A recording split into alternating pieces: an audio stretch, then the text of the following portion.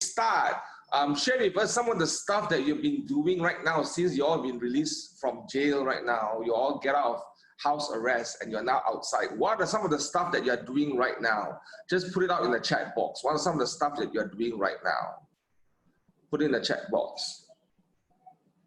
Viewing, wow, awesome. Maybe let's make it more interesting since everyone is a real estate agent in this group. How many of you have more than 2 viewings so far since Monday? If you have, put yes. More than 2 appointments or more than 2 viewings. All right, come on, put it on. How many have more than 2 already since? Wow, 3, Harjinder, well done. More than 2. Listing viewings. Okay, so it doesn't matter as long as there are viewings, you are inspecting a house or you're showing a buyer right now. How many of you have done that right now? Had more than 2 since Monday. Today we're on Wednesday. How many of you have done that? Compiling listings, yeah. Any more viewings? All right. All right, no problem. Okay, well, 1 viewing. How many of you did transactions so far? Because I heard the past 3 days, there were quite a bit of transaction going on. How many of you did any transaction? Managed to get any deals close? If you have, say yes. I won't borrow money from you, don't worry. Someone was telling me this morning, there was a deal done yesterday. Someone was telling me on Monday, an agent went out, had 3 appointments, closed 2 out of the 3 appointments. A lot of things going on, and I'm assuming some of us who's not, there you go, Cairo closed 1. Really, City? Cairo closed 1? Is it a sale or rental, City? Wow, well done, Cairo. Pending clearance from bank, well, it's almost clear in terms of the loan. Are we talking about loan, Agnes? All right. A lot of things going on, We have to get back on track and start our activities going, despite all the challenges that we are having. I have got one, I just sent a message to one of the agents this morning. I know she closed a deal about R1 million, and I congratulate her and I thanked her, and she shared that all these trainings that was happening the past 6 weeks supported her to be better and to prepare herself better for today's session. I mean, for today's opening of the market. So I assume a lot of people are out there in the market, and we are seeing a drop in terms of the participants coming in. We had 300 to 400 people at one time, but right now the participants is dropping, and I totally understand, because if you need to go out there and do a viewing right now and make a sale or make a deal happen, that's your opportunity and that's your priority. So be very clear that doing the work, it's more important right now. We have already learned a lot for the past 6 weeks, and I'm not asking you to skip trainings or anything like that, but if you need to go out there and do business right now, go ahead and do it, but do it safely and do it efficiently as well, right? Without further delay, I'm going to pass the time now to William. Some of us who have met him for many, many times on virtual training and all that, he's going to finish us off in this series of the 6 personal perspective. We're looking at the last 2 perspectives. So William is one of our division director. He's also a regional training faculty for Malaysia. He's one of those few people that goes and travels with us to the US for trainings, I think twice already, if I'm not mistaken. Twice, right, William? Once or twice? I think yeah. Twice, there you go. So without further ado, William, take us away on the 6 personal perspective. All right, welcome everyone. Let me put on the slides and we get on with it. Okay, so today we're going to finish the part 3 of the 6 personal perspective. And before we proceed, I just want to recap a few things, all right? So that you'll be in the loop. Okay. Now, the benefits of this session is, of course, again, to help you to achieve your goals in life as well as in business. So this 6 personal perspective is also applicable not only to your business, but also to your life as well, all right? And so that you will have a life worth living and a business worth owning. So again, we don't want to make this into just an entertainment or even an infotainment. We want to make this to be an effective learning so that it will impact your life as well as your business, all right? So be ready to with pen and paper, be ready to participate in the chat box, be ready to do some exercises later on, okay? So that you will be in an active mode, active learning, not a passive learning mode. So what Gary Keller asked was, what is it that differentiates those who achieve at the highest level from those who don't seem to accomplish much? This was the question that he asked, and he went to interview all the mega agents in US, and he found out that they all have 3 success criteria. That is mindset, attitudes, and approach to life. And so he wrote these 6 personal perspectives to help us achieve this mindset, this attitude, and this approach to life. That is the 3 success criteria found in all the mega agents. And this is what it looks like in the 6 personal perspective. You start with step 1, commit to self-mastery, which we covered that. And the question that you need to ask yourself is, I am going to nail it. I'm going to master it. And step number 2 is commit to 80-20 principle, where you are going to focus on the big rocks. And step number 3 is to move from E to P, which is being purposeful and breaking through your ceiling of achievement, all right? Step number 4 is making learning-based the foundation of your action plan. And this is what you're going to tell yourself: I'm willing to be taught. I'm always pursuing learning. And so congratulations for being here and for learning and participating in the previous what do you call virtual training that we've been conducting. And what we're going to cover today is removing your limiting beliefs. And this is what you're going to say: I'm going to unlimit my thinking and my success. Yes, the key word here is thinking. So we'll emphasize more on that later on. And we'll move on to be accountable. Accountability. We're going to look into accountability, which I always say is the last mile, the connection mile between you and success. All right. And so these are we're going to cover today are removing your limiting beliefs and be accountable. And these 2 are very interlinked. And so it is good that we are doing this together in one session. All right. So step number 3 is to move from E to P. I'm doing a recap here, and that's what we did last session. What's E to P? That means moving from being entrepreneurial to become more purposeful. Being entrepreneurial is doing something that what comes naturally, spontaneous, natural behavior, but you always have a limit on that. So how to break through is to be more purposeful. And to be more purposeful, you need to be doing something that is unnatural, something that is more that has the success models and the systems and the accountability. So you need to go through that kind of training and coaching and consulting to be able to move on to become more purposeful. All right. So this is what you covered in E to P. And step 4 was learning based, making the foundation of your action plan. So learning is not just an intention, but it must be a plan. It has to be an action plan where it appears in your schedules, in your time, in your calendar, on what and when you want to do your learning. All right. So of course, we covered on the 4 levels of learning, and so the best and the final best level that you need to reach is a level, or the 4th level, which is unconscious competence. All right. And we call it a habit. In any skills that you learn, you want to reach self-mastery, you want to reach the mastery level, that is the level 4 of learning, which is a habit, or we call it the unconscious competence. Now, when you reach this level, you will just do it without even thinking about it. So I use an analogy of how by then you would know how do you park a car, right? When you reach this level, you don't really need to think through the processes of parking a car. You can park a car, but at the same time talking to someone in your car. So that's kind of level that you can reach, that you can be when you reach this level of habit, right? So today we're going to cover removing your limiting beliefs. And I'm sure every one of us has some limiting beliefs. All right. Sometimes every person has some limiting beliefs. It is something like an inbuilt thing, but it should not stop you from the track. It should not stop you from progressing and breaking through your ceiling of achievements. Right. So how to overcome that limiting beliefs? So high achievers always remove beliefs from their thinking that hold them back. Now, again, the key word here is thinking.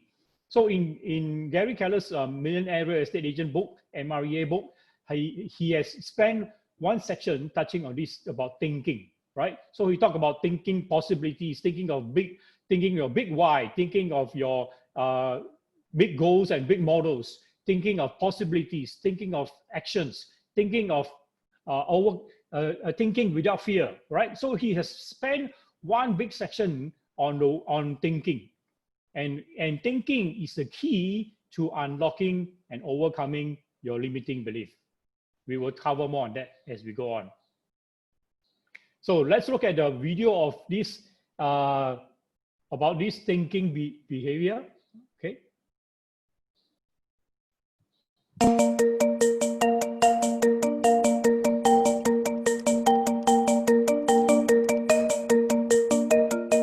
Hi, my name is Jackie Ellis, and I'm here to talk to you about removing your limiting beliefs.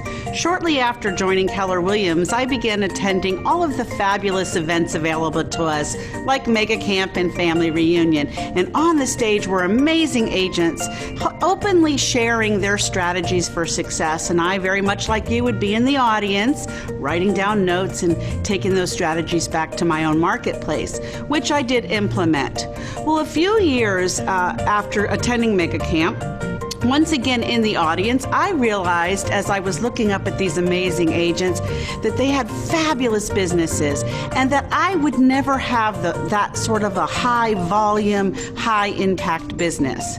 So when I got back into town, I took a quiet moment to myself and I took out a piece of paper and wrote a line down the middle, and on the left side I wrote all of the things that I had going for me on my side that I could use to create one of these fabulous businesses. I had the training, and I could take the training through Keller Williams as many times as I wanted. There were models that if I just followed them, I could be a success like those on stage. And there were systems as well. After completing the left side of my page, I went over to the right side, and I began to write what would be holding me back. And as I stared at the right side, I could not think of one thing to put on that piece of paper. I realized it was my limiting beliefs, my very own limiting beliefs that were holding me back. And once I removed them, there would be no holding me back. So fast forward to now, and those very agents that I saw on stage are now my friends, and I'm well on the track to one of those very businesses that I so admired. I want to know, do you have limiting beliefs? Do you recognize them? And what are you going to do to remove them?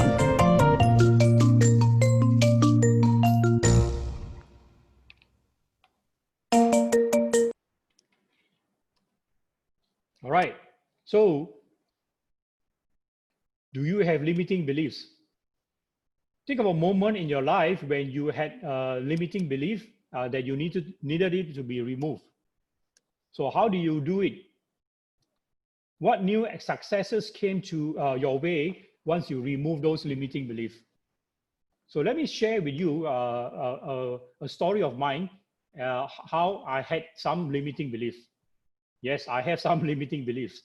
And it's, like I said, sometimes it's inbuilt, but you just need to overcome it. All right. So I joined the industry in 1987, end of 87. And about less than a year later, or rather while I'm still in the business, when I joined the industry, there was no classes, no training, no coaching, no mentoring, nothing. So it took me a while to really get into the business. And in less than a year, I had an inquiry from someone who wants to buy a shop in Bukit Bintang. And so again, I had my limiting belief. And I was thinking to myself, how am I going to get one shop in Bukit Bintang when I don't know anybody? I'm still new in the industry. And all my SOIs don't own the shops, don't own any properties. All they have common with me is that they play football. These are my people in my SOI, in my sphere of influence, in my contact. So So I had my limiting beliefs about how to get one shop that is for sale. And so I have an inquiry. I've got a buyer who wants to buy a shop in Bukit Bintang. And I couldn't, I had already then straight away, I had my limiting beliefs. And so, like anybody in the industry, I was just trying to be entrepreneurial. So I was thinking, maybe go and look for a signboard, see if there's any agents who has a property there for sale. And I walked through up and down of Jalan Bukit Bintang, and surprisingly, there was no signboard on properties for sale. So my next question is then, hey, I still got a buyer, but he's still waiting, and I still couldn't get any listings for sale. I still couldn't get any listings for sale. So I got to do something. My limiting belief was still there. Can I really close this deal? Can I find something? Can I get a sale from this buyer? And so I became an entrepreneur. Now that I can't find any signboards, I thought maybe I should send out some letters, or maybe I should do some door knocking. Then I decided to send letters instead of doing door knocking. And those are not email that kind of messages, or rather direct mail, but rather I choose to write out some generic letters and do mail drops. So what I did was write a letter to the owner of the property. I don't know them. I don't have their numbers. I don't have the names. And so I thought, could this work? I was thinking twice. Then I didn't proceed. Then I had another thought. Why not I go and knock on doors? I had that in mind, went down to Jalan Bukit Bintang, and then hesitated. Hey, is there anybody who want to talk to you about their intention to sell? So I decided to, instead of knocking in every door, I go through some of those buildings that doesn't look well maintained, a bit dilapidated, or even maybe not fully occupied. So I took down the names and addresses, and then write those letters. So I was thinking, do I have to write letters to all the shops here? Maybe I just write to a few. And based on what those criteria, I wrote to a few. I think all in, I wrote about 30 letters, went to Bukit Bintang, dropped in on the mailboxes, and then quickly ran away, and was hoping that someone will call. So after doing that, 1 week later, nothing happened. 2 weeks later, nothing happened. And so I thought maybe I can just go on with my life and forget about it. So I went on with my life and totally forgot about it. 4 weeks later, I got a message to return a call. That time, no handphone. So I went back to the office, I got a message, returned a call to Mr. Tan. I called out Mr. Tan, didn't know who he was. And Mr. Tan introduced himself, and then he said he received my letter. Wow. And so to tell the whole story short, I closed my first $1 million property in Jalan Bukit Bintang in less than 12 months, even with my limiting beliefs. But I did something about it. Why did I took those actions? Now thinking back, because I have a thinking of a possibility. So I told myself, you have to do something. You got a buyer who's interested, and you need to find a shop, and that's your job. Can I do it? I was thinking, if I don't do anything, nothing will happen. And so I did something to it, with the thinking that something is possible. And all the while with my limiting beliefs. And so to take the story short, finally I got a response. I arranged for viewing and all that, and finally closed the deal. And I did that again, one more round, doing the same mail drops, and closed another deal in that area. And that time the price was about 1.2 million. Now the same unit probably is worth about 7 to 8 million. And so that's how I went about overcoming my limiting belief. Did I overcome my limiting belief? Not really. The limiting belief was still there, but I did not really overcome it. But I think of possibility. So Gary Keller says, all mega agents think of possibility. And not only possibility, they think of action as well. So I thought about the possibilities, I took the actions and did some work. If I were to be more purposeful, I would have mail dropped on all the shops in Jalan Bukit Bintang. But I did not. So I was just being very entrepreneurial. And so that's the difference. And so that's one of my story in overcoming limiting beliefs. So what's your story? So let's hear another story. And John has one story to share with us. John, you have a story to share with us about how you overcome your limiting belief?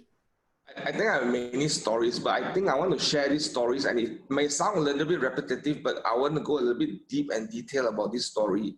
I think I think in all limiting beliefs, it all begins with going through one small limiting beliefs, and then you kind of build on it, and you kind of progress through many more limiting beliefs. And I think in our entire lives, we are going to have multiple limiting beliefs. Just want to make sure that everyone is clear about that. It's not like if you hit one limiting belief, then forever you are great. It is a constant progression, a constant journey to go through life, and how can you go against the tide and work beyond your limiting beliefs. And it's always going to be there, because if you heard what Gabby said in her training a couple of nights ago, she said that because our brain is programmed to keep us safe. Right? So one of the stories that I have, it's probably when I was in my first year of my real estate career.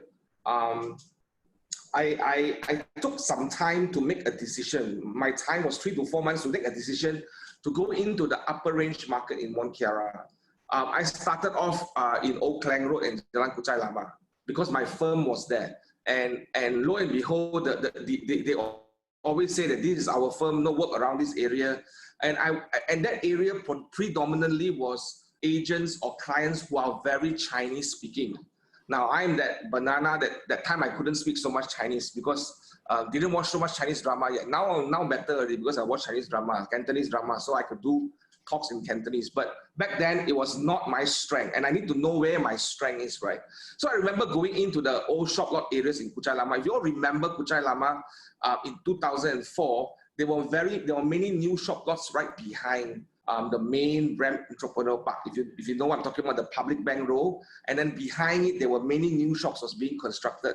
And I remember my friends told me, my colleagues in my firm that time was a Chinese speaking firm. I was the only English speaking guy. So everybody come to me and ask me to read all the letters because they said that my English is better than theirs, right? So, but what happened is when I went to those shop lot, I don't know what some of you who are doing shop lot areas who are long enough in this business, in those days, I don't think it happens right now, but in those days, those local agents would literally sit and camp inside the shop lot. And they'll put banners and they'll put tables and chairs and they'll sit down there. And the minute some other agents walk in, it was like a gang fight. I don't know if you all know what I'm talking about or not. How many of you have experienced that before? If you have seen and experienced that before, press 1 right now. Yeah, we come across a lot of those. There you go. And that moment, I look at that and I told my friends, this is not why I can't do this. I'm not going to go out there and talk and fight like that.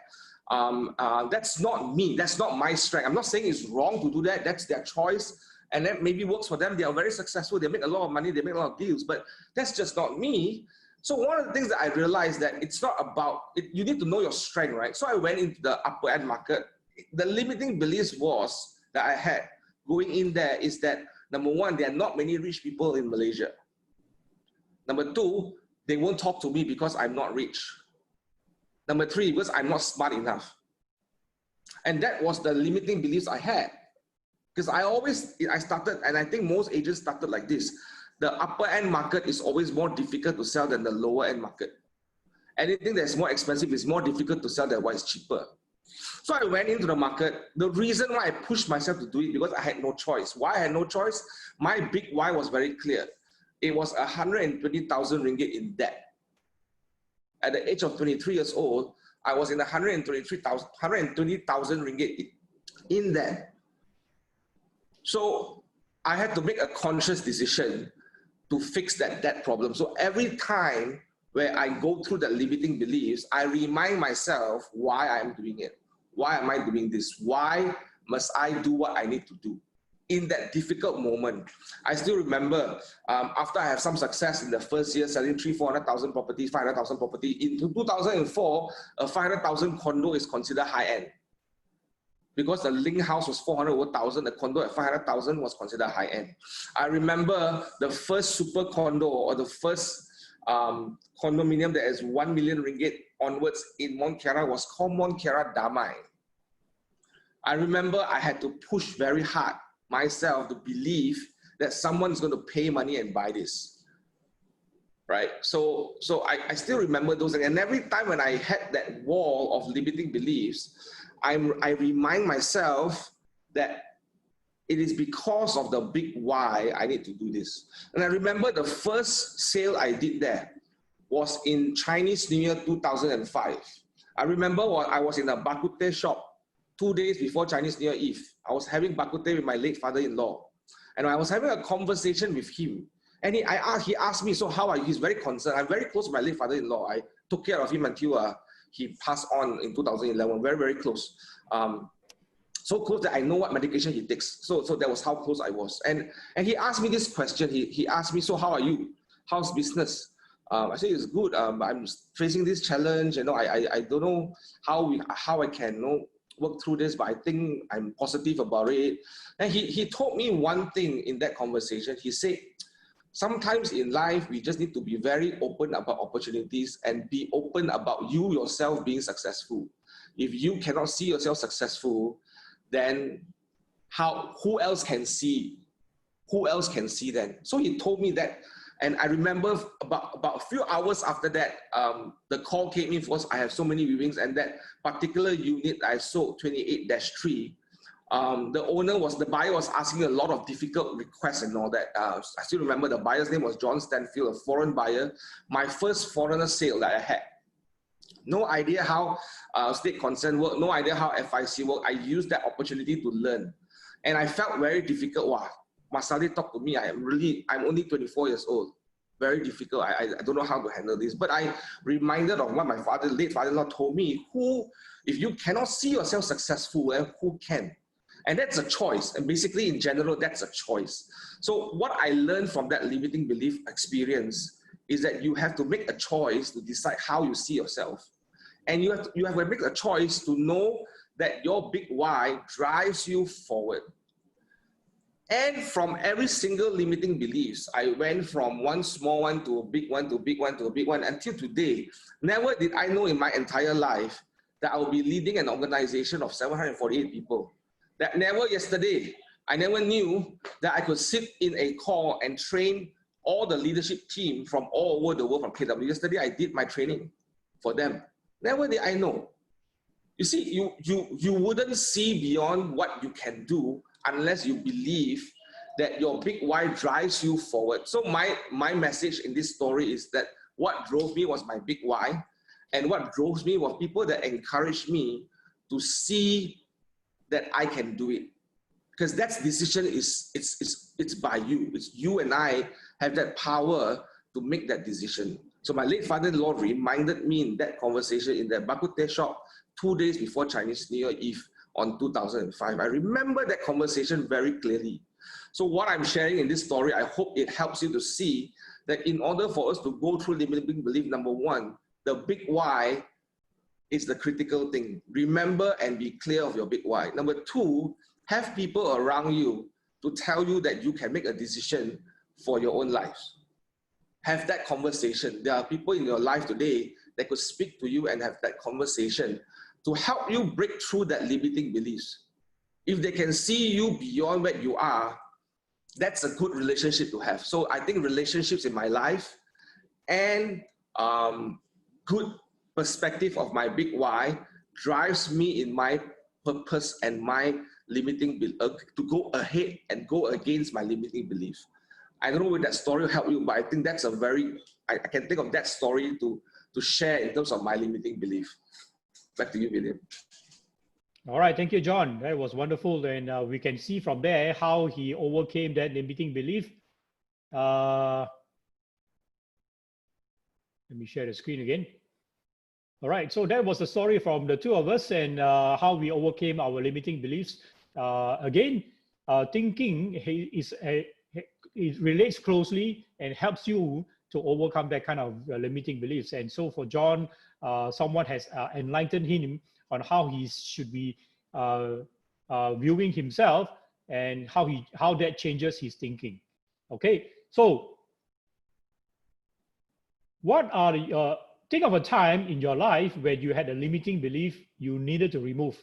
So how did you do it? And what successes came to your way once you remove those limiting beliefs? Now, I want you to take a bit of a time, since this is something that is important to us, and do an exercise so that this learning will be effective and impactful to you. Take your time to think about a time where you have a limiting belief and what do you do about it to remove it and how you do it.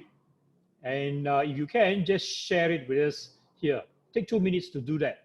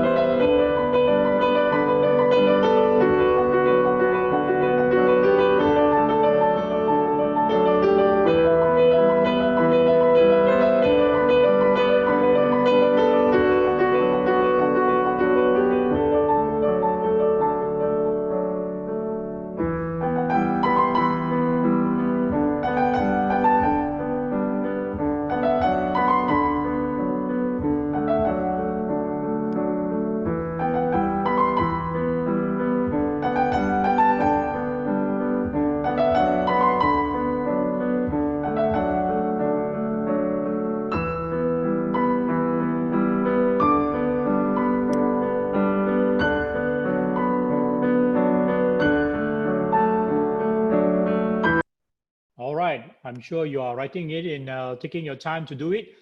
So anybody has any sharing in the chat box? Let me check. Let me have a look.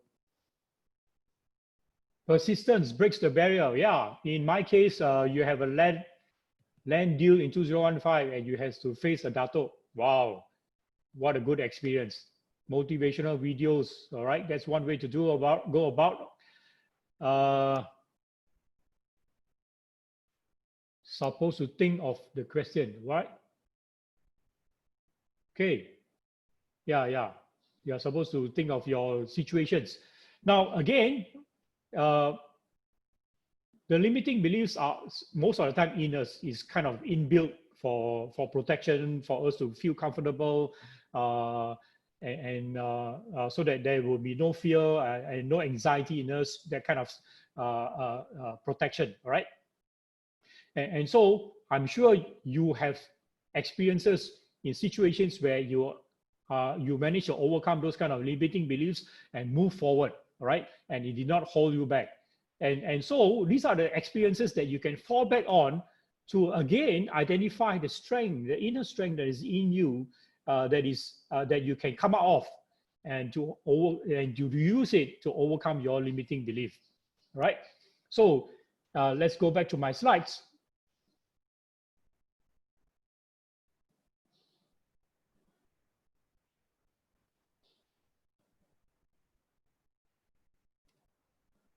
So you have shared your aha moments, and one of the way to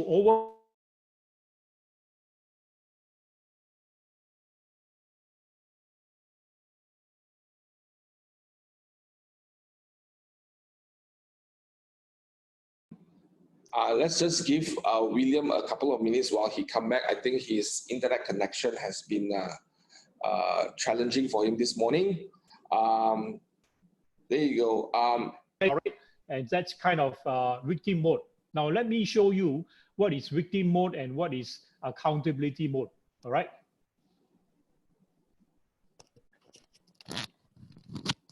I think there are some connection problem here. Let me repeat. So let me show you here what is the victim mode and what is the accountability mode. All right. Now in a victim mode, people always ask, as you can see here, when you are in the victim mode, you avoid reality and you ask no questions. You don't want to find out what's the situation like, what's the situation that you are facing. And this is what you call avoiding reality. All right. So, and then you move on to fight the reality. And in a victim mode, this is what you ask. You don't. You always have your own view, just because you want to fight that reality. And then after that, you will move on to blaming mode. You start to blame everyone that this is not your job and this is not this is someone else's job, and you are always blaming some other things. Blaming the market, is the market that is to blame. Blaming the economy, is the economy to be blamed. Blaming the government, is the government that is to be blamed. Or blaming the leadership of your company, is the company that is to be blamed. So you move into that kind of blame mode. Right? Sounds familiar? So these are the kind of victim mode that you get into. You get into a blame mode where you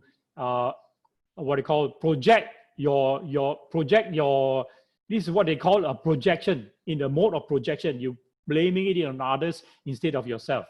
All right. And then you move on to personal excuses. You say that it's not my job. That's only your perception. That's not the way I see it. All right. You come up. I've done all I can. This is not. That's all I can do. I'm not that. I'm not that good. All right. So you come up with a kind of personal excuses when you are in a victim mode, and you move on to the next level where you start to wait for things to happen. Then you tell yourself, if it is meant to be, it's meant to be, right? Since we have now moved into a shift market, well, let's wait and see what happens. You are in that victim mode, and you want to wait for things to happen. You think that nothing much you can do. You have done all your best for it, and that's kind of victim mode. All right. And that's how you build those kind of limiting beliefs, all right? And that's how limiting beliefs get to build up, and you become stronger and stronger and stronger. And you get very negative into it, into the whole situation. Very negative about yourself, very negative about the environment, and you spiral down and down and down. All right. So be careful not to be in the victim mode, not to fall into a victim mode. All right. So how to get out of your victim mode? This is what you need to do. So first, you need to seek reality. You need to be in the awareness stage, right? In the awareness mode. You got to find out what's happening. What's the situation there? What's the reality of it? All right. And then you got to move on to acknowledge the situation, acknowledge the reality. Okay, this is the situation. I can understand that. And what are the information that I'm getting.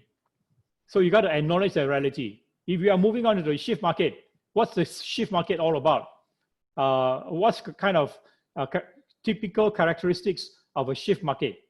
So you got to ask and come to the reality of it. And tell yourself, this is the situation, all right? And you need to own it, right? You need to take responsibility, and you got to tell yourself, it is to be, then it's up to me. It's up to you. It's your responsibility and no one else can do it for you. All right. So you got to own it. And in this area, you put in all your focus and your energy to own and be responsible to that. And you move on to the next stage to find a solution to it. So you got to ask yourself, what can I do now? What's my options that are available? All right. So you got to think of possibilities. This is the stage where you think of possibility. Okay. Right. Again, that's how I overcame my limiting belief, by looking at the possibility, and not only looking at the possibility, I need to move on to take action. You move on to the next stage where you get on with it. Okay, let's do it. Action mode. Think of action.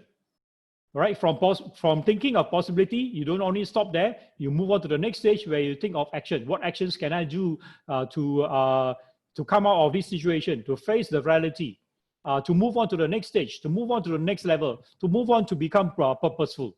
All right. So what are the actions that you can take? So with this kind of thinking, it will help you to overcome your limiting belief. All right. So don't be in a victim mode and sit and wait, but move on to be accountable mode where you take responsibility. If it's up to you, it's you that who has to take that responsibility, and no one else can do it for you. All right. So that's the accountability mode. So let's take a look at the video about accountability.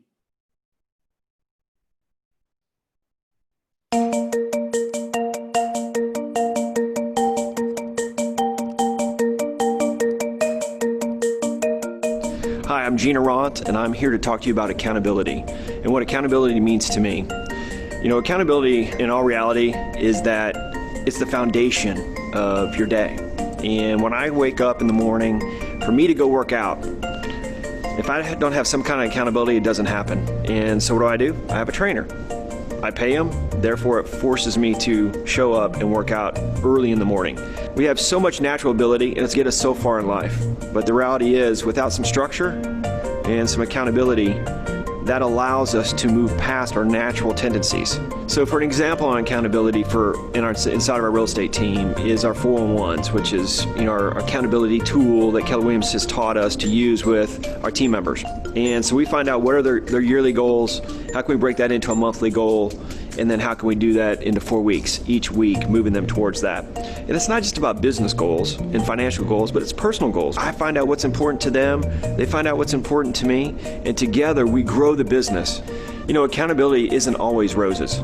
Sometimes life steps in, and the cool thing about Keller Williams is we really focus on identifying that. We've got the tools to understand when you're heading off the road of accountability and blaming yourself, blaming others, because you're not going to get anywhere. And so that's where accountability steps in. And you can make the decision to step out of that, move forward, get back into the language that's going to move you forward, and use the tools that these perspectives give you.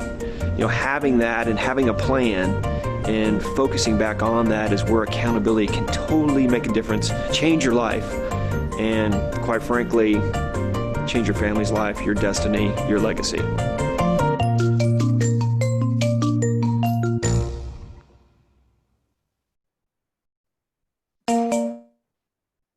All right.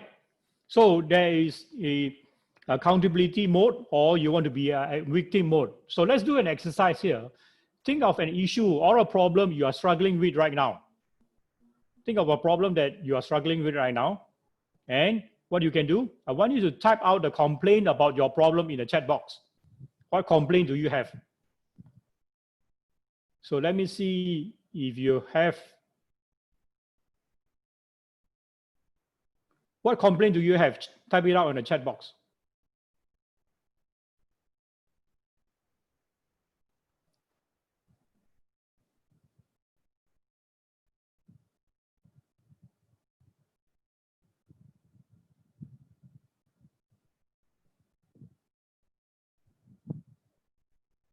I'm not organized enough, too slow to catch up.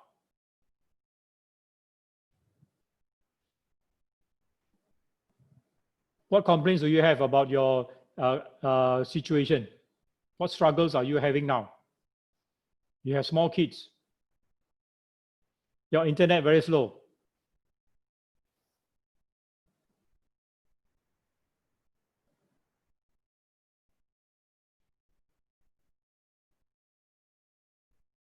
Oh, is that real, Jen Young? You injured your leg and now you have to cancel your appointment. Miserable. Not well versed to talk about economic and related matters. Starting new to focus. Unable to sell high-end properties. These are your complaints. Sometimes I cannot bring myself to take action.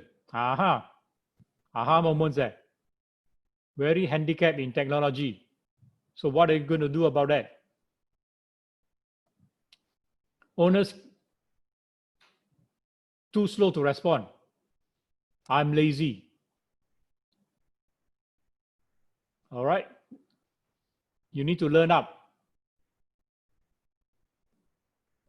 Too many training, don't know which one to follow, and kids got many Zooms too.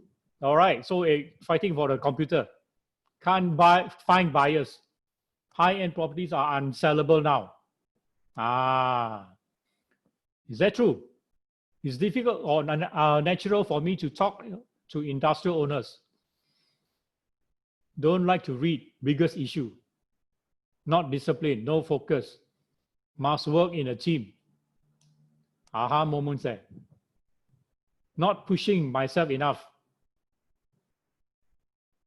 Don't get responses.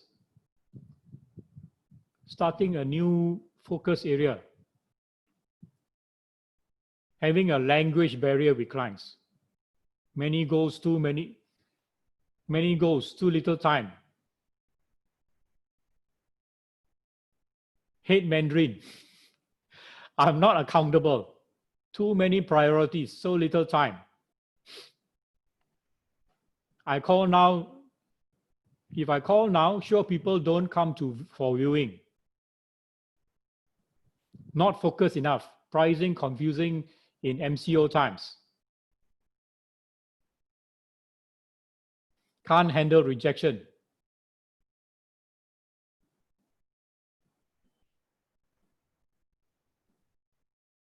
Limited abilities during lockdown. Don't like desk work.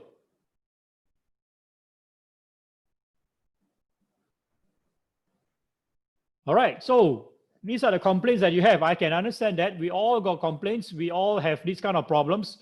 It's not uniquely yours. Yeah, you're not good at Facebook, not disciplined enough. Clients cannot come down from Singapore. Well, we have all challenges, especially now. Right, let me go back to my slides.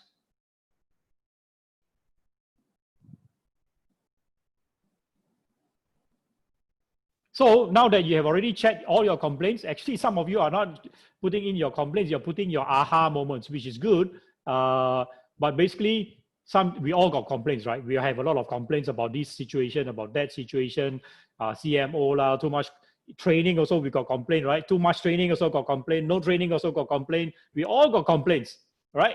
So what do we do then? So what you need to do then is to utilize the accountability steps to work through so that you'll be able to come to resolve your issues, all right? Let me show you the accountability steps, which I already shown you just now. Now make it more clearer. So on the left side, you have this victim mode. And on the right side, you have the accountability mode. So these are the, what you call the steps that you can take to be accountable so that you can help yourself to overcome unlimiting beliefs, right? Seek reality, right? You got to ask questions about the situation now. And since you all are real estate agents here, maybe we're going to talk about the market currently. What's the situation in the current market? Of course, the reality is that we have MCO, we have limited time, we have situations where we got problem with viewing, we got problem with our clients who wants to increase price, who's lost touch with reality, all right? So these are the reality of it. And in a shift market, these are the reality of it. So then you got to move on and acknowledge that these are reality. These are the facts. We cannot overcome it. It is beyond our control. Correct? It's beyond your control, right? MCO is beyond your control. Viewing opportunities are beyond your control. Sometimes because of the current situation, people don't want to come out. Those are kind of situations that we are facing.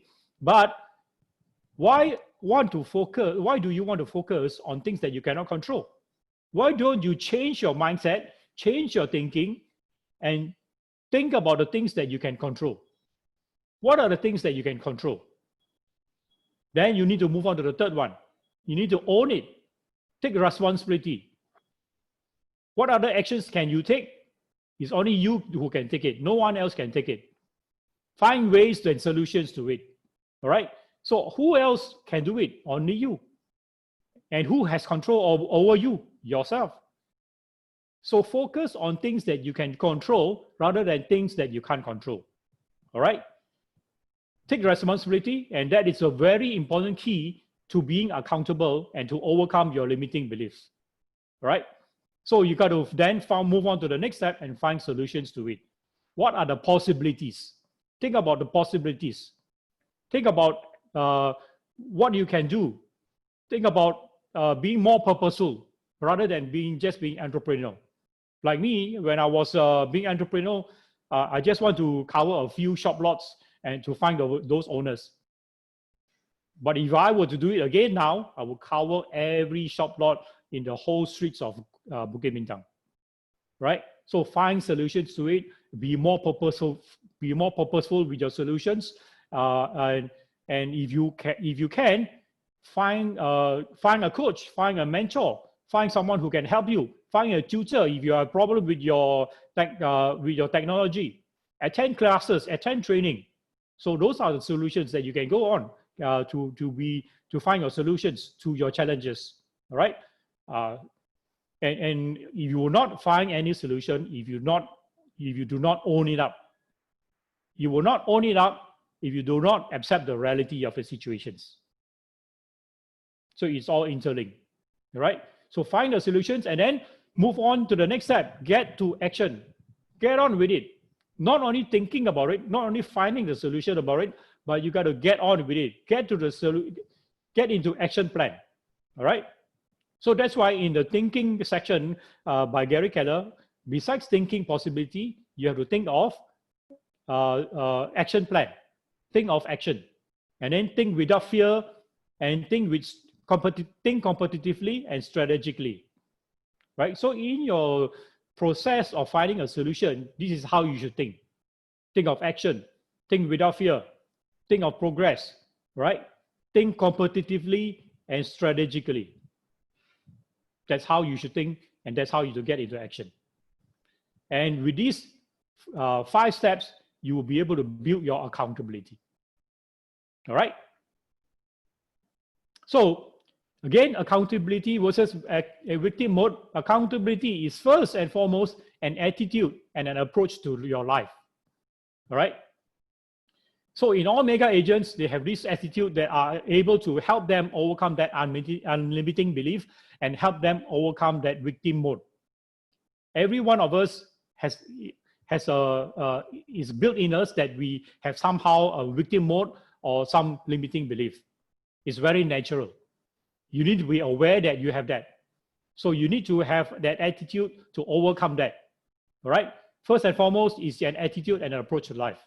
Accountability.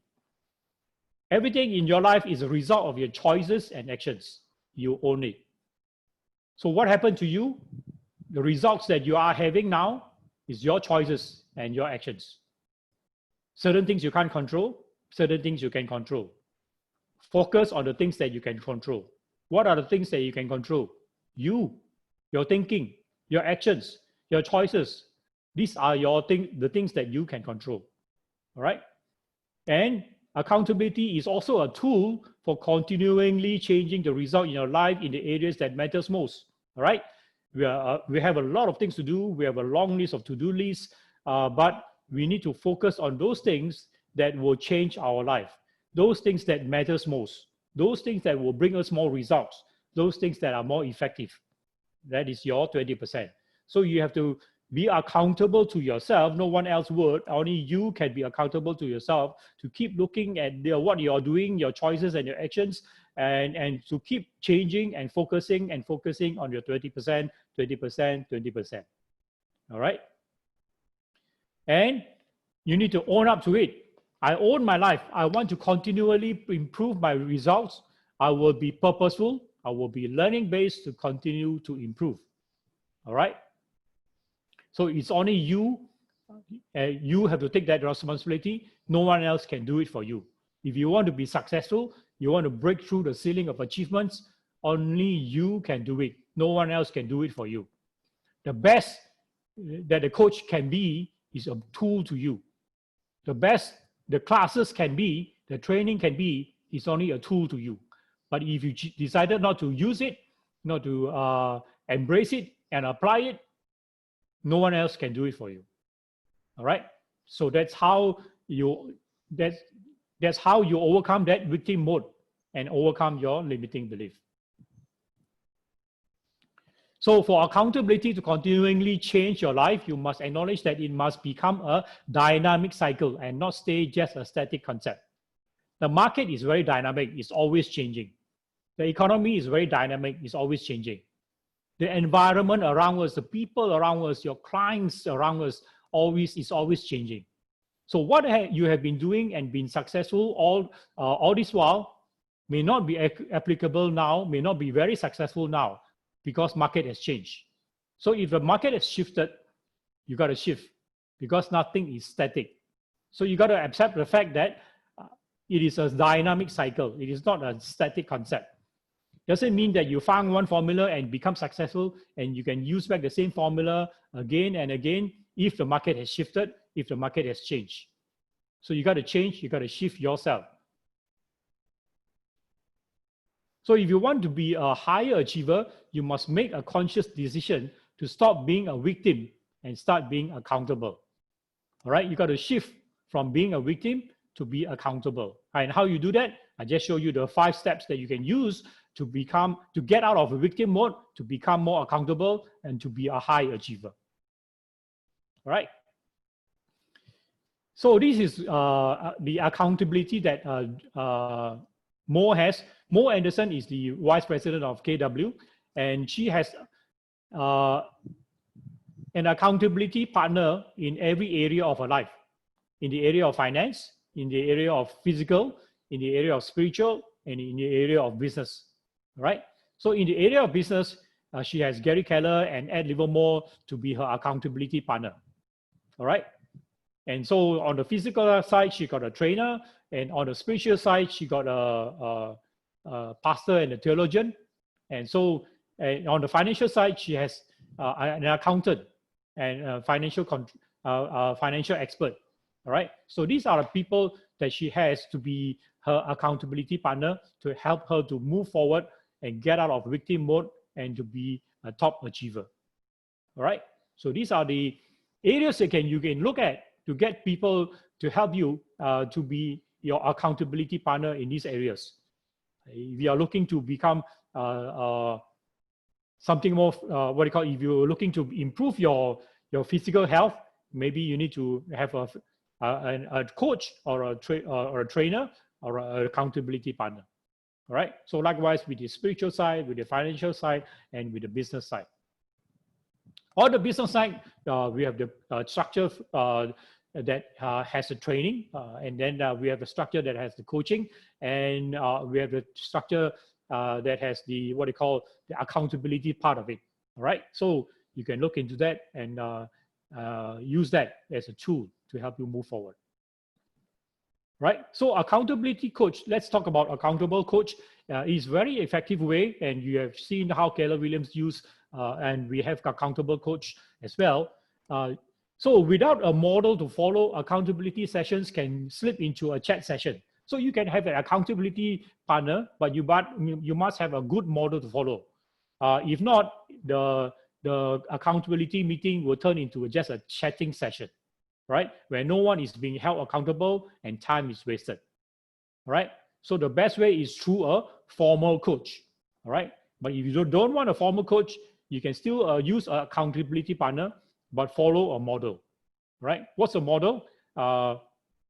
You can have an informal accountability partner, or you can introduce an accountability model, all right? Accountability sessions should have, this is the accountability, this is the model we're talking about. If you want to have accountability partner, accountability sessions must be short and focused, all right? Not more than 30 minutes, short, focused, and not more than 30 minutes. And you should be using the 411 tool, all right? Now you know why we asked you to do 411 planning. And this is because it's a very good tool to use during your accountability sessions. So if you have if you have an accountability coach, he will use this 411 to work with you. So if you have not done a 411, get down to it and do up your 411, because it's a very good accountability tool. So the session is a resource to help you to self-discover, right? To reach your goal and or even exceed it. That's the purpose of that accountability partner and accountability sessions, right? Even with an informal partner or even with a coach. The session is a resource to help you discover yourself about whether you are in a victim mode or in an accountability mode, whether you have limiting beliefs and what kind of actions you need to take to overcome that limiting belief, all right? So these are the session models that you can use if you are using an informal accountability partner, all right? The question that you need to ask in that session, that 30-minute session, is that, what was your goal? How did you do it? How do you feel about that? And based on how you did it, what is your goal and what do you need to do now? So the other alternative is there anything that keep you from doing that? Or if you needed training or support to do this, what might it be? So based on how you did it, what is your goal and how do you need to do now, right? So you got to decide what you need to do. You need more training, or you need to do, you need to keep doing it, right? Again, sometimes we move on to something that is unnatural, that is new to us. We have not reached the level of skill that is the level of skill of becoming a habit. Then we have some learning to do, a lot of learning to do. We have to go through that processes of learning, level 1, level 2, level 3, until we reach level 4 to become a habit. So maybe you have some struggles in the first 2 levels. If that's the case, you may need support. What kind of support? More training, more tutoring, more coaching, or more models to follow? So you need to ask yourself how to progress forward. And so these kind of coaching sessions, accountability sessions, are supposed to help you find that out, supposed to help you discover what are the things that you need to do to move forward if you reach a roadblock, if you reach a wall, and so that you can progress. All right. So again, this is the model that you can use for accountability partnership. Questions you start with: what was your goal? How did you do it? How do you feel about it? Based on how you did, what is your goal and what you need to do now?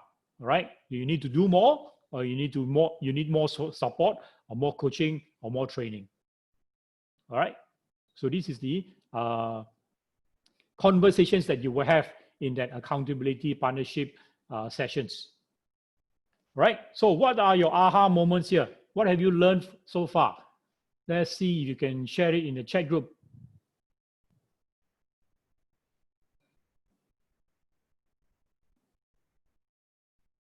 Yeah, Mo is a person's name. It's a woman's name. Her name is Mo Anderson, and she's the vice president of KW.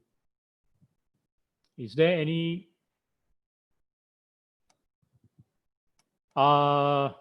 Okay, maybe we'll try to make the slides available in the workplace.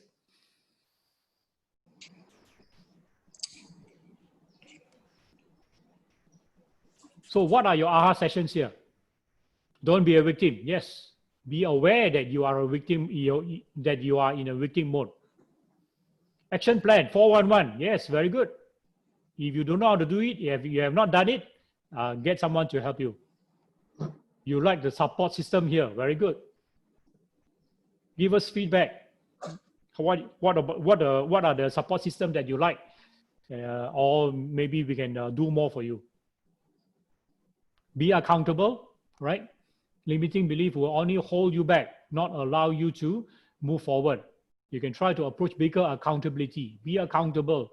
Get an accountability coach and form agenda 411 to make meaningful meetings, right? We always have a victim mode in ourselves. Yes, you need to realize that. You need to be aware of that. Market shifted, so we have to change. Yes, see ourselves as accountability to someone. All right, that would be good if you are there to own up to that. Have someone to be your accountability partner. Find solutions to every limiting belief. Own up to your life. Focus. See yourself as being successful. If not, who can? Yes. Own up to it. How you see yourself will be reflected in how you live your life. That's what Gary Keller says. No blame like Trump. No politics, please. Think of possibility, right? Don't blame, find out what's happening. Yes. Don't play the blame game. It is you, it is up to you. No more victim. Follow 411. Be focused, you can control your choices and your actions. Yes. Whatever results you have in life is a result of your choices and actions. Only yours and no one else to be blamed. You have to be goal-oriented. Recognize your weaknesses and be accountable. Must get Christina to rotan me. I like that. Yeah, maybe I should put that into the model of accountability. The accountability partner must hold a rotan, or the coach must hold a rotan. Be accountable, you own it. Quick to listen, slow to speak. Accountability is your choice and your actions. Yes, own up to it. Find a solution. Very good. Hey, William, can I add something here? Yeah, please. Can I get a few things? I think some of the strategies that I think, some of the action thoughts that I think after this 6 personal perspective, that some of us could potentially go back and think about and even do it. And I'm going to share some of the things that I did when I started the business, in the business 16 years ago, and I'm still continuing to do it. And here it is. And it's going to be very drastic because I want drastic results in my life, right? So number one, remember this philosophy and this principle in life. Whatever you feed yourself, you will become what you feed yourself. Whatever you feed yourself, you will become it. If I feed myself with high fat and high carbo, I become this. But if I put it into a business perspective, if you're spending time and being fed with information and belief system of people who are not successful, you will not be successful. Now, a lot of times I see this is that one thing. Now, if you change this one thing, I promise you, everything else may potentially change. Now, what is that? People that you mix with. When I started this business, I was 23 years old. Everyone in my age group are all playing Counter-Strike or StarCraft in the cyber cafes. Is that wrong? No, it's not wrong. They don't have 120,000 debt. I do. Well, do I like to play Counter-Strike and StarCraft? Now, some of you who don't know what's Counter-Strike and StarCraft, you're either too young or you're too old. Okay, there you go. So 25 years ago. So that's what they were playing, still playing then. Now, then it dawned onto me when I'm talking to some of my peers and my friends, when I'm sharing my problem, they don't understand because it's not their fault. They haven't been through that. They're not in their life cycle. This is not happening, right?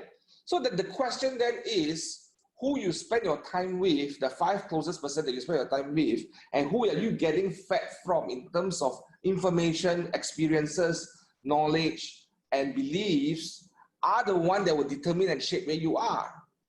And the beauty about this, to select those people in your life is your choice.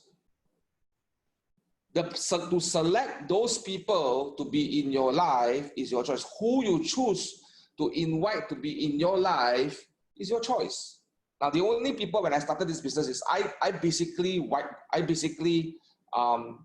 was not in the, I wasn't in touch with all my school friends and all my friends because I wanted to focus on this. How many of you have asked friends for opinion and support in your business who are never successful in your business? And guess what they will always say? I can only imagine what they are telling you. So what I choose to do is look at people who are successful. Now, I didn't have many friends in the real estate industry back then. Slowly, I built a lot of friends. But even today, when I'm running a business, I always tell myself, who should I model after? Who should I speak to? Who should I talk to engage and have that conversation to learn from? That's very critical. Whoever that you invite into your life right now, in the area of whatever area, either it's health, business, spirituality, or whatever, if you like that chart that Mo Anderson have, right, that's probably a very complete cycle. And some of us are not complete halfway. Clearly, I don't have a personal trainer right now, so that's why I am where I am. That's the reality, right? But in terms of business and all that, I have a lot of people that I surround myself and I go to as resources to ask for help or to ask for opinion or to ask for feedback. That is probably the one thing that changed my entire life. That one thing that shaped me where I am today is because I make a very conscious decision. Now, for the lack of a better word, I will use to fire all my friends for a certain period of time and just spend time with these few people. So these are some of the things that I think is one thing that I encourage everyone to relook and think about who you spend your time with. And if you ask for opinion, ask from people who are successful. Do not ask from people who are unsuccessful. You cannot get tips to find people who are unsuccessful to help you to be successful. You've got to go out there and reach out to call someone and say, can I spend 30 minutes of your time today? And I want to know, how are you being successful? What's in your mind? What's in your heart? What's in your thoughts? Because you want to learn from people who are very successful or have some success in the business, especially in the area of real estate. Go talk to someone who have done sales before. Go talk to someone. I've seen so many times people talk to people who say, hey, this market is no good, no good, no good. Then you all become no good. Everything become no good, right? Then you got to figure out right now, the past 2-3 days, who are the people they are transacting right now? Go find out. We showed you a stories of a list of people, right? All those people that have been closing deals and all that, right? I think you pick up a phone or you get a work chat in corner. Hey, can I just have 10 minutes of your time? I want to understand and know what are you doing that is making this work. You speak to those people. That is very important. Whatever you feed yourself, you will become what you feed yourself, right? So be careful of what you feed yourself visually, openly, spiritually, mentally, physically, all those things. Whatever you feed yourself, you will become that, right? And that's a choice. That's a choice. I just want to add that up to kind of share with you guys that that's a choice. Okay, cool. Back to you, William. All right. Again, I like to emphasize that the results that happen in your life is a result of your choices and your actions. All right. So no one is responsible, only you. So who will be interested to find an accountability partner? Who would like to find an accountability partner? All right, very good. When I had a chance to talk to Matt Dieter, excuse me. When I had a chance to talk to Matt Dieter when we were in family reunion in Dallas, I asked him, excuse me. I asked him, who can I find as my accountability partner? Do I find someone who can add value to me? He says not necessary, but your accountability partner is the one that will help you achieve your goal. All right. So we have the kind of model that we showed you just now. What are the questions you need to ask in the accountability sessions? What it should be like? It should be short, focused, and that person should be allowed to hold you accountable to what you are supposed to achieve. And so how would he know what you're supposed to achieve? And he will see it all in the 411 plan.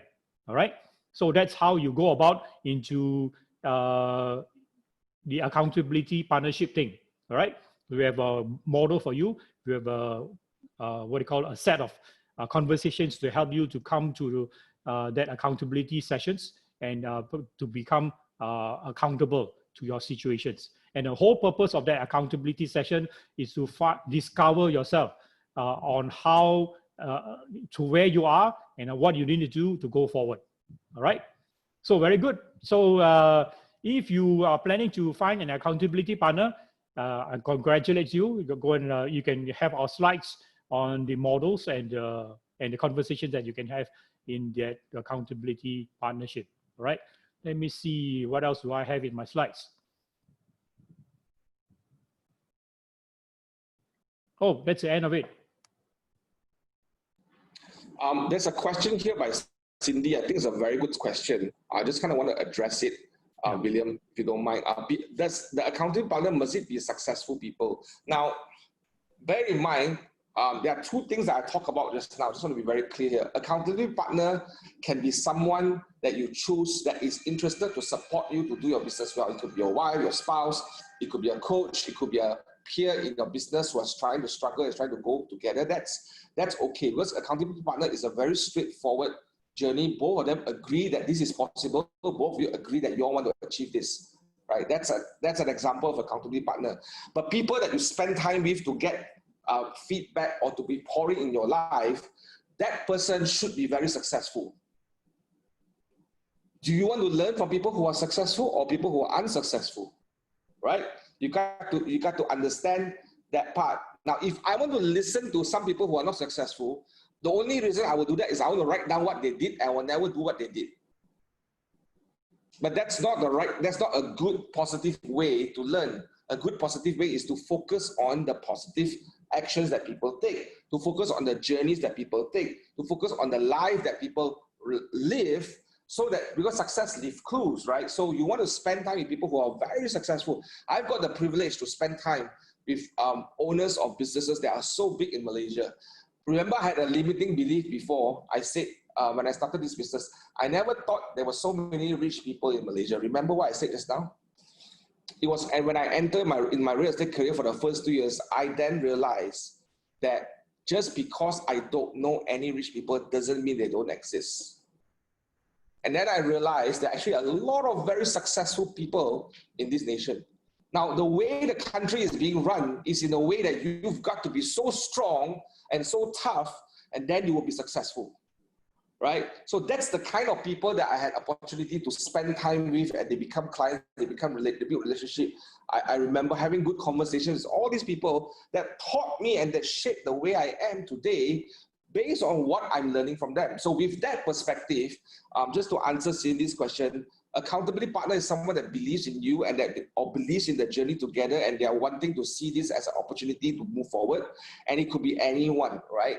A second one is the people that you spend time with, and it could be very simple, 30 minutes a day, a month, half an hour a month, 1 hour a month. I remember I go to one of the biggest owners of a snack company in Malacca. I would drive there and I say, can I spend 45 minutes with you? I did that for 3 months consistently. I learned so much from that journey. I understand entrepreneurship so much. I understand what is risk versus reward ratio. I understand those things by spending those moments, and I capture those moments and I remember them. And one of the things that I learned is that those relationships that you have, when it's so impactful, you will remember it. You will remember it. You will remember it. So find people that can impact your lives, and you don't need a lot of them. And every season they change. Every season they change. Now, being part of KW has been an exceptional personal journey for me. Why? I'm spending so much time with very successful people around the world. I'm in an accountability group of the 7 largest regions in KW outside of the US. I sit down with them once a month. Now I'm sitting down with them twice a month over a Zoom call. And JP Lewis, the vice president, will kind of sit in with us and hold us all accountable. And we have a good 1.5 hour, 2 hour sessions talking about our businesses, learning from each other. working with each other, implementing certain things from each other, realize why some of the trainings we are doing, all these things are what I'm learning through that process. So spending time with people that's going to lift you up higher is critical right now. In this season, it is more important for you to find those people, because guess what? 80% of the people in the whole world will think that everything is normal, everything is okay right now. And that's the danger here, because 80% of the people right now will think that everything is okay. And that's dangerous. So you got to find that 20% people who think it's not okay, who's against the tide, who's thinking that this is what we need to do, right? So that's important. Jessica has a good question. Is accountability the same with mentorship? Mentorship is a form of accountability. There's peer-to-peer accountability, there's mentorship accountability, there's business leadership accountability. So mentorship is a form of accountability. Jessica, is a form of accountability. And in order for you to be mentored, that mentor, you as a mentee, that mentor has to be in that double up, triple up level above you, so that he or she would have that experience to share with you. The value of mentorship or going through in the mentor relationship is because the mentor has experience that he can share with you. You don't go to a mentor to learn or get him to teach you a class. You go to him to understand what is his or her journey and how does he and her react during crisis, during good times, and make decisions. So why the word mentor sometimes sounds very old, it is because normally they should be older than you and I. Normally lah, right?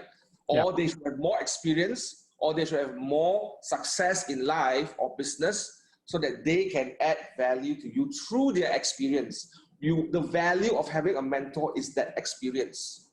Is that person who have been through that, what you have been through, who can empathize with you and can shine a light of clarity and ask you questions to lead you to learn that, okay, actually that's the reality.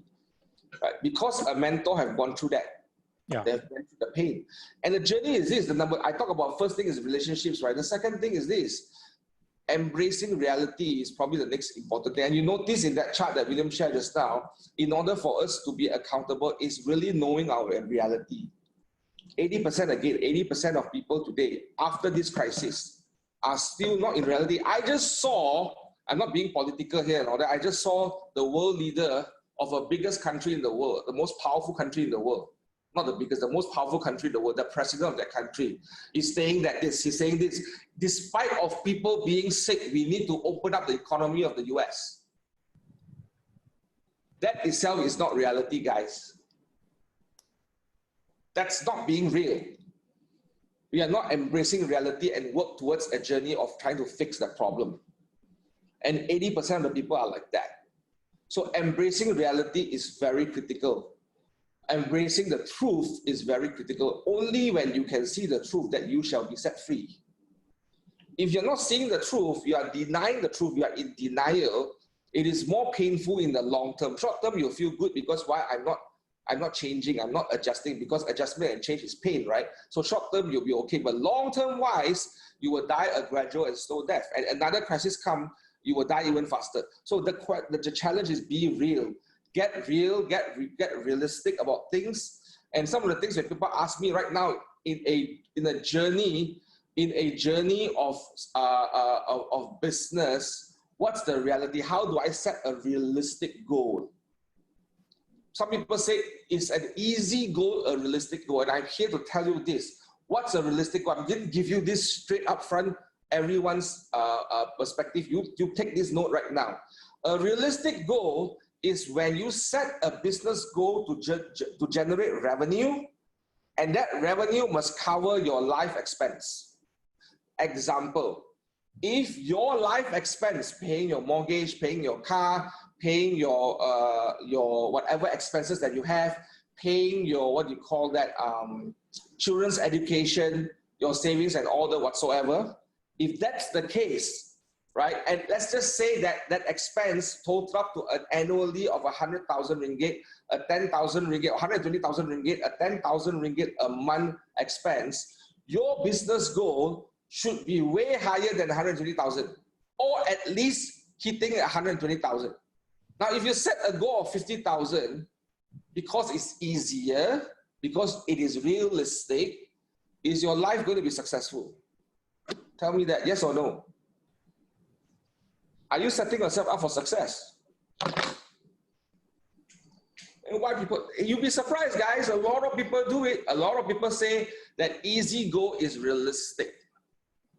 Easy goal is realistic. If I set an easy goal, my life is going to be great. Then if you reflect back at the reality of your life, hey, how come my expenses is so much? How come every month I work so hard, I still cannot make money? How many of you heard business owners, shopkeepers, restaurant owners saying that I work so hard, but whatever I do, at the end of the year, I'm not making money? How frustrating is that? Then the question is, ask them this: what's your goal? What's your objective? What's your target? What's your goal right now? You need to think about that right now. If you're setting your goals right now, think about that goal of you wanting to set right now.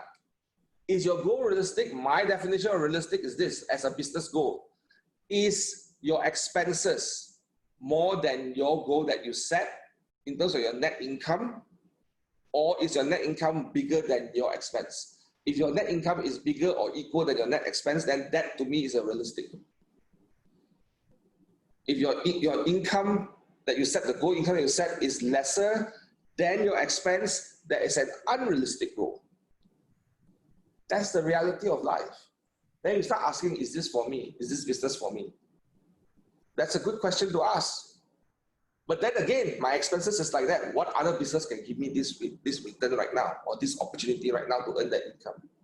Right? So I just want to set that tone here, being realistic, being real about your life and your business is so critical in this journey. I've seen so many people, and the one similar pattern I see is their unwillingness to accept reality.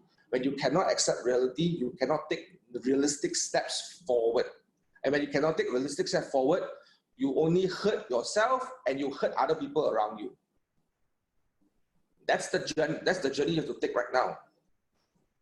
Right? So I just want to share that right now as we are ending this 6 Personal Perspective series. I want to give you a perspective of what are the 2-3 things that you can immediately do right now and see changes. Right? Back to you, William. Is there anything else you want to cover? There are some questions. There are some questions here in the chat box. I think, Shamila, you can subscribe to coaching. We are working on a coaching program right now. Right now, group coaching right now, or group mastermind sessions, they are all not chargeable. But eventually, when we have coaches like MAPS coaching system and productivity coaching system that is available right now, we will work with you. So if you're interested to subscribe to a coach, speak to your MCA right now. Okay, speak to your MCA right now. KS Wong has a question. Is it possible to take more than one mentor or coach in refill? What do you think? William? I think mentor, you can identify. You can have more than one mentor, of course, because again, mentor are people who has done it, has the experience, and they can share their experiences with you. Example, we invited David Ong, the founder of Refill, to share with us his experience in the shift market. So he has gone through 2-3 rounds of shift market, and so he shared that experiences with us. So he is then our mentor for that experience. So you can have few mentors on things that you want to learn, things you want to acquire, skills that you want to acquire, or information that you want to have. And of course, the coach, likely so you can have few coaches depending on what area of you want to cover. If you want on the financial side of it, on the spiritual side of it, or physical side of it, on the business side of it. In the business side of it, is it possible to have 2 coaches? And you got to look into your program and your time slots and all that. And what are the areas that you want your coach to help you with? All right. So that's the kind of my take. Right. I think there's a thought here. I dream big, but not happening fast enough. Great. Dreaming big is important, but okay, let me be very clear. It's a good, thank you for bringing out Lillian. Lillian, are you a guest or you're from our market center?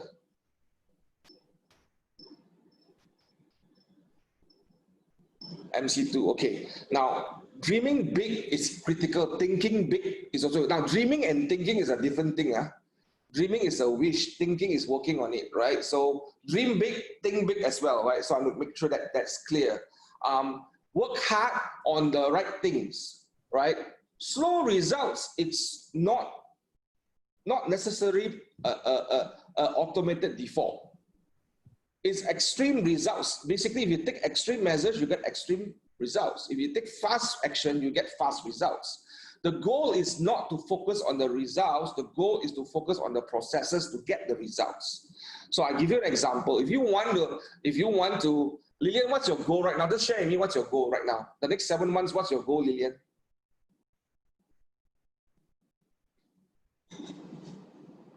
Can you give me a goal? Can you tell me your goal, Lillian? Are you there? Just put a chat box. What's your goal?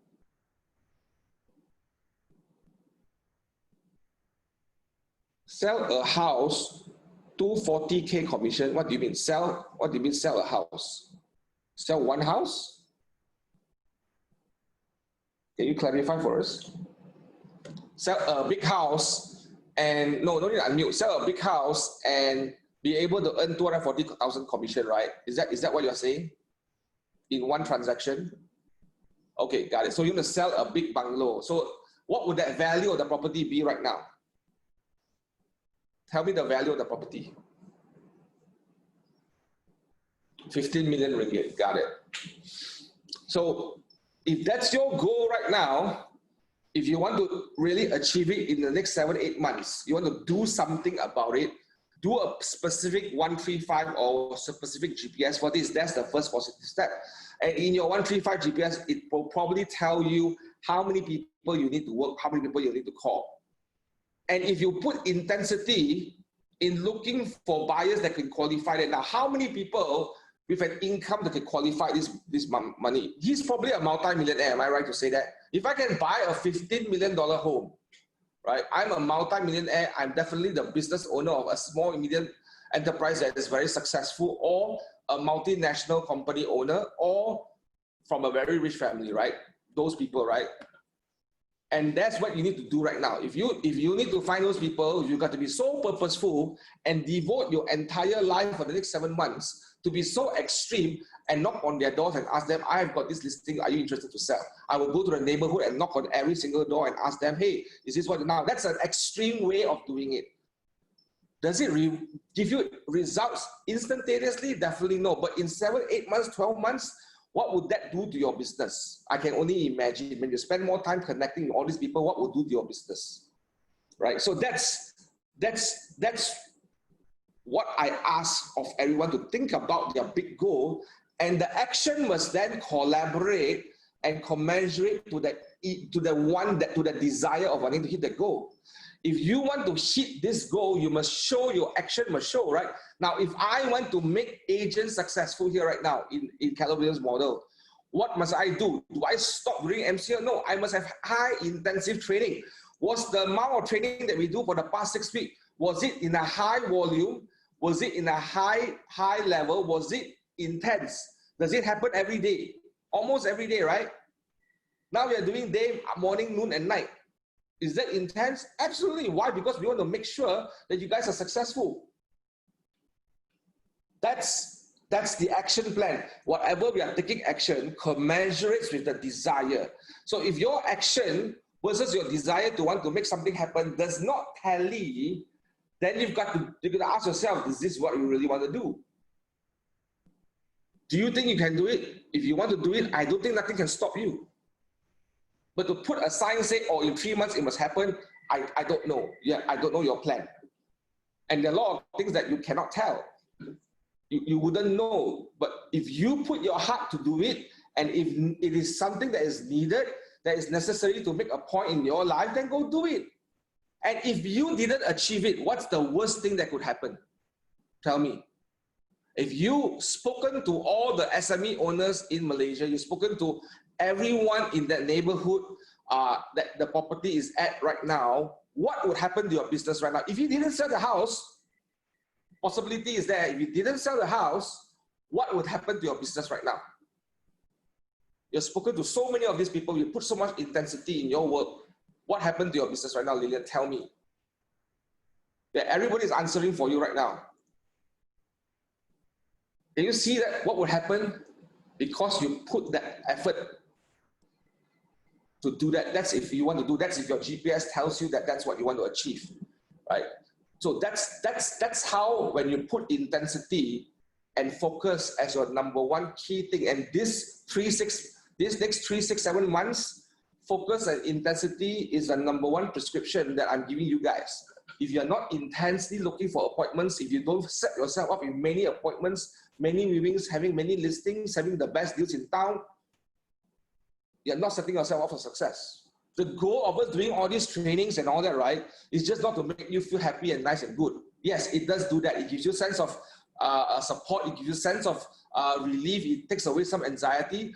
But it is to prepare you to live a very intensive life in this next 3 to 6 months, 7 months. Go ask my regional team or ask some of the market center team, how intense is our life right now?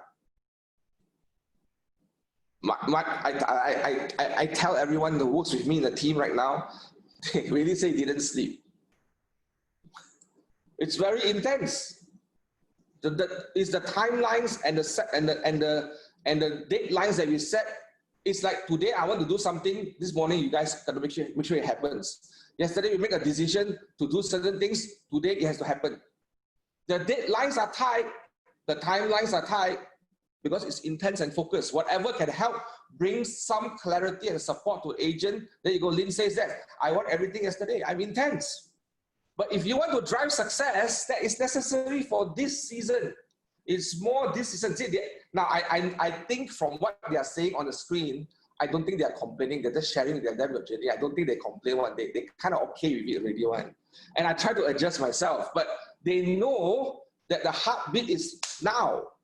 If we want to teach people to be intense and focused, we should be living it first. I, as a leader, and the team as a leadership team, should be living it this way. Then we earn the right to tell you, be intense and focus on your business. Yeah, there you go. This is what's going on right now. We are not stopping. We are not resting, guys. We are never rest. In fact, the past 6 weeks have been the most busiest time of our entire life this year. We are doubling down on all our efforts, and we got so many things done. So many things done we could have done 6 months ago. We are doing it now because why? The focus and intensity becomes very clear and tight. So that's why the team is working very well, and the whole regional team is fantastic because they see it that way. They understand, they grasp it, they know the realities.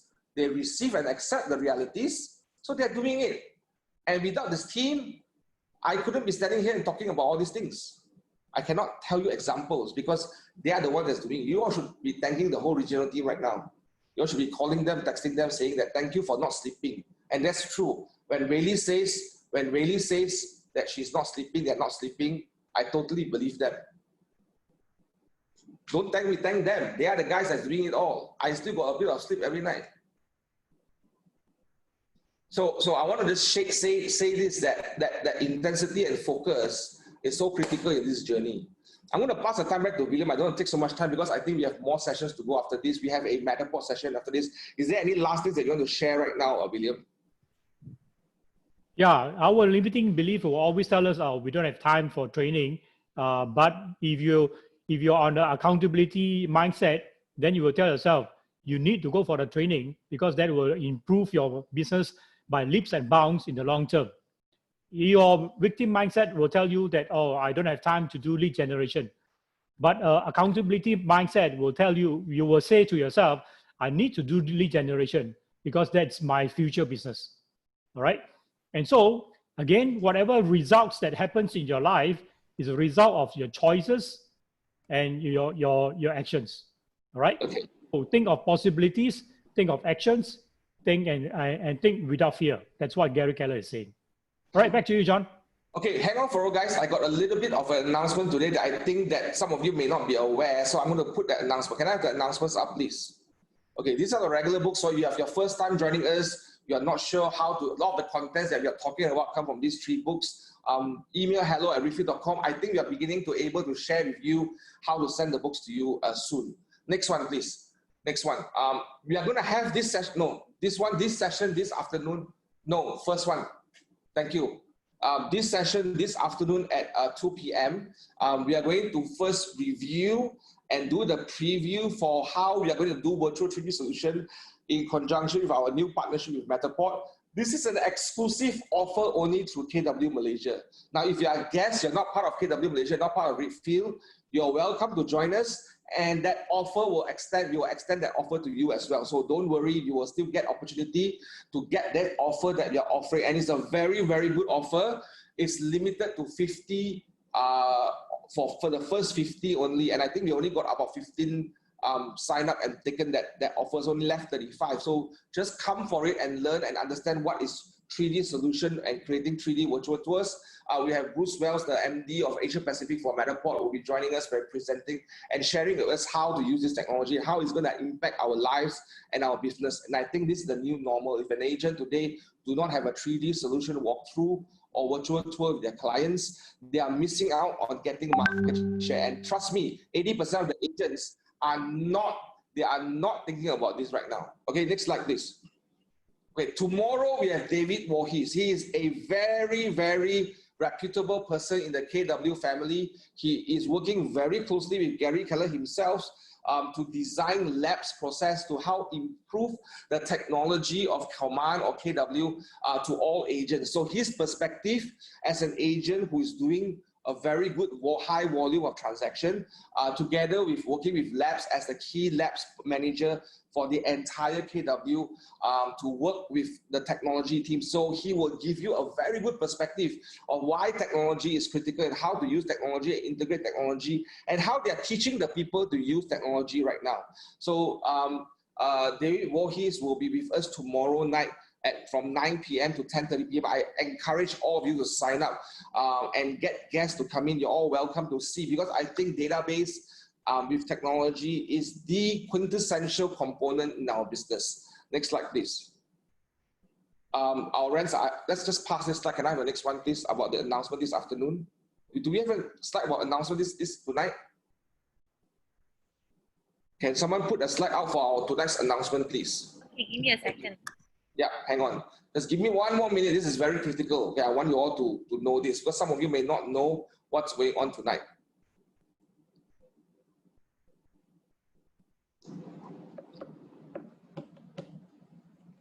Okay, so tonight, we are not having our afternoon announcement today as usual, because we are very privileged to be able to secure JP Louis Tai, our KW Worldwide Vice President. He, together with me, will be doing a special live announcement. Now, this is only for internal agents and staff of KW and Redfield. I asked you to join this because we are going to lay out new operation SOPs for our market centers and some of the new advisories for agents. And you're going to get some information from JP on how KW from the whole world is running their business, some updates from him. So he's going to spend about an hour and a half with us on this call. So I wanted you all to take full advantage and sign up for this call right now. You're going to understand the new way of our operations. How are we doing business? What are the things that we are doing? How do we do certain things in our market centers right now, and how we keep ourselves safe in this season of uncertainty. So I'm bringing some clarity to you in this session. So I encourage and I urge, please, if you are a KW or Refill agent, please sign up and join this meeting. I think your MCS or your MCA will be sharing with the links. Yes, there is no 1 p.m. announcement. I'm very surprised. Your market center support should have reached out to you and let you know. So I'm going to check and audit them.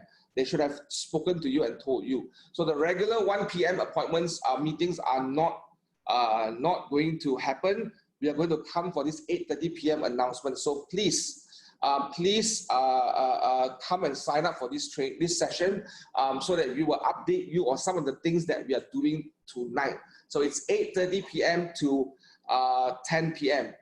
Thank you for sharing that, Claire Wong, that you shared, but it wasn't made clear. Okay, we will clarified them, so that we are trying to get this so that we can get the voice of leadership from the global perspective to come in to support us. Now, we are part of a very huge global company or global organization, and they have very explicitly told us that we are not going through this alone. Look at the support they have sent us in terms of all the trainers from overseas, and there are many more to come. We have lined up easily another 6 or 7 or 8 or 10 trainings to come from the US as much as we can, because we're not stopping. And JP and his team, together with Bill Sotroff, has been exceptional to support us in our journey, right? So I want all of us to sign up and come for this session. You should be at home at 8:30 tonight. You should be at home. So please sign up. Please sign up. With that, I want to thank you for joining us in this training. I hope you have a good lunch. For those who are coming for the Matterport preview at 2 p.m., I will see you there at 2 p.m. Thank you very much, guys. Thank you, William, for serving all of us today. Thank you for putting your effort and your time to prepare. Thank you, guys. Have a good one, guys.